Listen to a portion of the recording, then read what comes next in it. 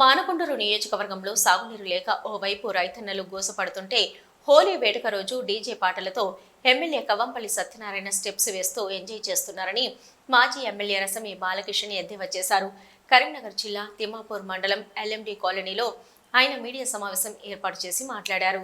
తిమ్మాపూర్లోని మహనీయుల విగ్రహాలకు ఉన్న ముసుగులో తొలగించడంపై ఆగ్రహం వ్యక్తం చేశారు. అలాగే మండల కేంద్రంలోని అరుంధతి కళ్యాణ మండపాన్ని రెంటుకి ఇవ్వడాన్ని ఆయన తప్పుపట్టారు. అరుంధతి కళ్యాణ మండపం తన సొత్తు కాదన్నారు. సీఎం రిలీఫ్ ఫండ్లో భారీగా స్కామ్ జరుగుతుందన్నారు. ప్రభుత్వం విచారణ జరిపించాలని, లేదంటే భవిష్యత్తులో ఆందోళనలు ఉధృతం చేస్తామని హెచ్చరించారు.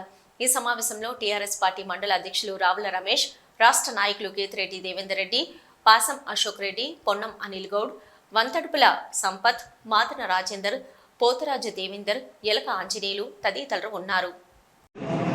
గౌరవ మా ఎంపీ గారు వనిత దేవేందర్ రెడ్డి ఉన్నప్పుడు, అట్లాగే మా వారి సహకారంతో మండల పార్టీ అంబేద్కర్ సంఘం యొక్క ఆధ్వర్యంలో ఆ రోజు మా సీనియర్ నాయకులు అంబేద్కర్ యొక్క ఆలోచన వారసులు అందరు కలిసి నా దగ్గరికి వచ్చినప్పుడు, అన్న మా దగ్గర తిమ్మాపూర్ బస్టాండ్ దగ్గర ఎప్పుడో సగం వేసినటువంటి ఒక అంబేద్కర్ భవనం ఉన్నదన్న. అది మాకు చదువుకోవడానికి కోసం కానీ మాది ఒక గ్రంథాలయంగా దాన్ని మార్చాలనుకుంటా ఉంటున్నాము.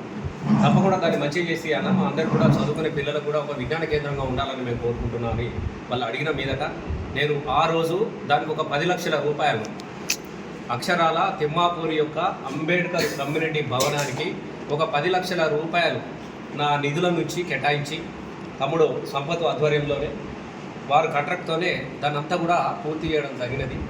సీఎంఆర్ రిలీఫ్ ఫండ్లో ఖచ్చితంగా కవ్వంపల్లి జైలుకు పోతాడు.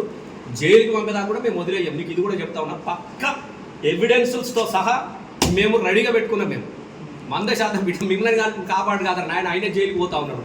ఈ పెద్ద కుంభకోణం ఇది తెలుసుకొని మీరు జర ఎవరన్నా ఒక అంబేద్కర్ ఆలోచనతోని ప్రతి క్షణం కనబడాలన్నటువంటి ఆలోచనతోని ఒక మహనీయుల 2 విగ్రహాలు మేము అక్కడ పెట్టడం జరిగేది.